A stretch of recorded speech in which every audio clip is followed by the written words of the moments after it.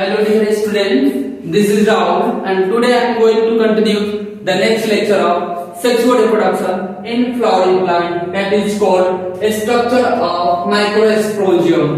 पिछले लेक्चर में भी स्ट्रक्चर के बारे में हम लोग डिस्कशन किए थे, उसमें 4 लेयर बताए थे। क्या क्या बताए थे?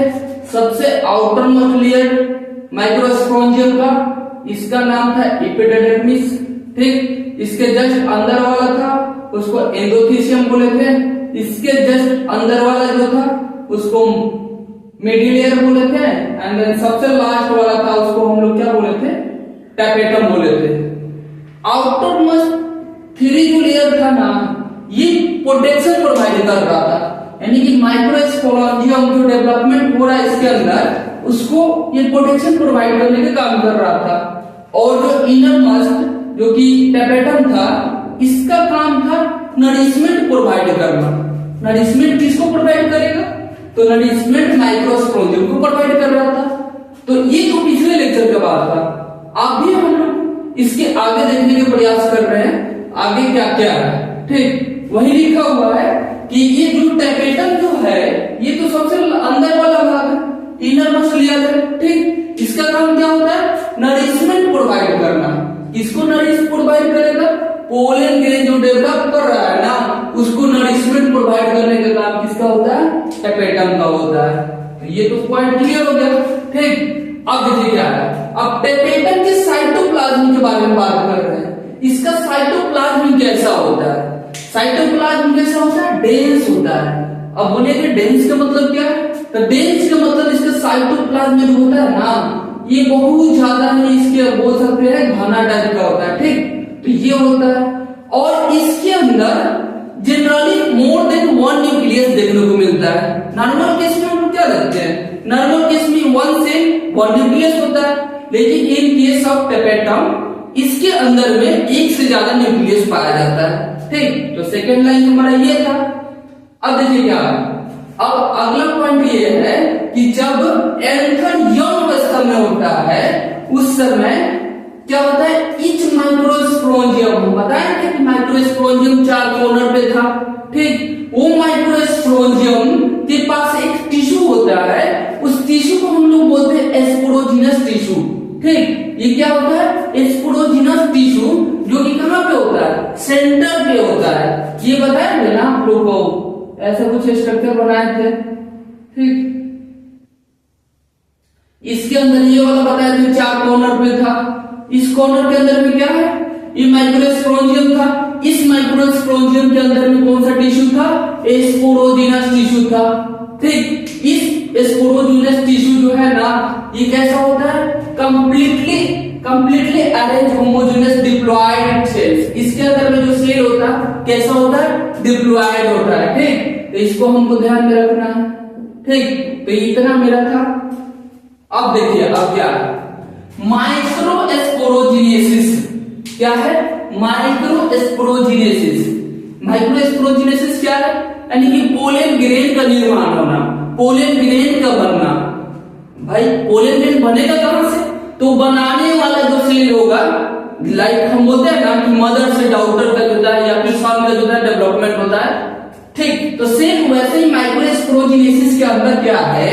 माइक्रोस्पोर मदर सेल से माइक्रोस्पोर का बनना क्या है?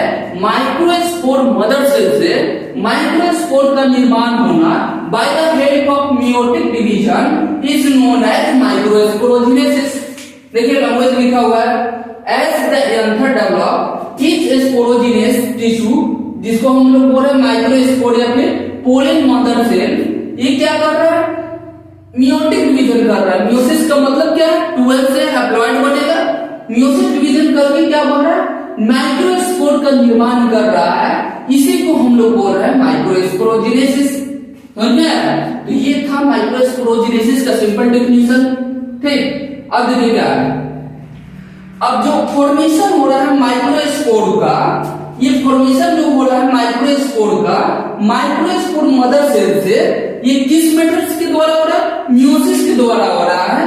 तो इसी मियोसिस के द्वारा होने वाला, यानी कि फॉर्मेशन होने वाला माइक्रोस्पोर को हम लोग क्या बोल रहे हैं? माइक्रोस्पोरोजिनेसिस, इसको फिर दोबारा ऐसे ही समझाने के लिए दूसरा लॉन्गेस्ट फॉर्म में लिखा हुआ है, ठीक। तो ये दोनों का मतलब क्या है, सेम ही है, ठीक। अब अगला देखिए, अगला पॉइंट क्या है, जब एंथर क्या होता है ना, मैच्योर अवस्था में होता है, मैच्योर हो गया, ठीक। तब क्या करेगा, उस मैच्योरेशन होने के कारण से उसके अंदर से जो पानी रहेगा वो डिहाइड्रेट कर जाएगा, यानी कि पानी जो है वहां से निकल जाएगा। अब जैसे पानी निकला तो माइक्रोस्पोर क्या करेगा, वो रूखा सूखा टाइप का हो जाएगा, यानी कि एंथर जो था ऐसे इसके अंदर में पोलन ग्रेन भरा हुआ था और इसके अंदर माइक्रोस्पोर अगर लिविंग है तो इसके अंदर वाटर कंटेंट भी होगा, लेकिन जैसे मैच्योरेशन होता है इसके अंदर वाटर कंटेंट क्या होता है, घटते जाता है और लास्टली क्या होता है, माइक्रोस्पोर क्या होता है, डिसोसिएट कर जाता है। ये जो है एंथर फटेगा और फटने के बाद से पोलन ग्रेन आसानी से क्या होगा, रिलीज हो जाएगा, ठीक। तो उसको ऐसे सिंपल इस लॉन्गेस्ट फॉर्म में लिखा गया है। अब देखिए क्या है, each microsporangium contain thousand of pollen grain. एक माइक्रोस्पोरेंजियम की बात कर रहे हैं, एक माइक्रोस्पोरेंजियम के अंदर में हजारों की संख्या में क्या होते हैं, पोलन ग्रेन होते हैं, ठीक। ये लिखा हुआ है, they release with dehiscence of anther. अब एंथर जैसे ये बोले थे ना, बंद मोटी के आकार का क्या एंथर होता है, अब इसमें डिहाइसेंस हुआ, डिहाइसेंस का मतलब क्या हुआ, इसमें पानी की कमी हुआ तो ये फटेगा तो इसके बाद यहाँ से जो पोलन ग्रेन होगा वो रिलीज हो जाएगा, समझा रहा, तो ये ऐसा कुछ निकलेगा उस समय। तो मेरा सिंपल ये मीनिंग था इसका। अब देखिए क्या है, अब जो पोलन ग्रेन जो बन रहा है उसके बारे में हम लोग बात कर रहे हैं। पोलन ग्रेन किसका पार्ट है, मेक गैमेटोफाइट। मेक का मतलब तो सिंपल समझ में आ रहा है, ठीक। गैमेटोफाइट किसको बोलते हैं, गैमेट का मतलब क्या होगा, सिंपल गैमेट का मीनिंग क्या होगा, गैमेट ही होगा। फाइट मतलब प्लांट होता है, फाइटा मतलब प्लांट होता है, यानी कि प्लांट के गैमेट को हम लोग क्या बोलते हैं, गैमेटोफाइट बोलते हैं, ठीक। तो उसी का क्या है, पोलन ग्रेन को ही हम लोग क्या बोलते हैं, मेल का गैमेटोफाइट बोलते हैं, ठीक। ये सिंपल ये था। इसका जो था एक ऐसा होता है, स्फेरिकल होता है। स्फेरिकल मतलब क्या होता है, गोलाकार टाइप का होता है, ठीक। इसका डायमीटर देखा जाए तो कितना होता है, 20 से 25 माइक्रोमीटर का होता है। डायमीटर मतलब पोलन ग्रेन सपोर्टेड इस माइक्रोस्कोप से जूमती है तो ऐसा दिखाई दिया, ठीक। अब यहां से यहां तक का दूरी जो होगा उसी को डायमीटर बोल रहे हैं।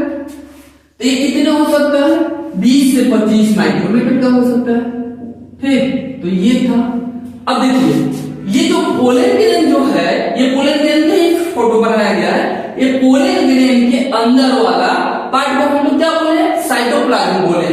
साइटोप्लाज्म के आसपास से चारों तरफ से एक लेयर के द्वारा कवरिंग होता है। उस लेयर को हम लोग क्या बोलते हैं, प्लाज्मा मेम्ब्रेन। क्या बोलते हैं, प्लाज्मा मेम्ब्रेन। जैसे कि सिंपल सादे से के आउटर लेयर में क्या होता है, प्लाज्मा मेम्ब्रेन। एनिमल्स का बात करें तो, प्लांट के बारे में बात करें तो क्या होता है, प्लांट का सबसे बाहरी सेल वन, उसके अंदर प्लाज्मा मेम्ब्रेन होगा, तो सेम इसके अंदर में भी क्या होगा, प्लाज्मा मेम्ब्रेन होगा, ठीक।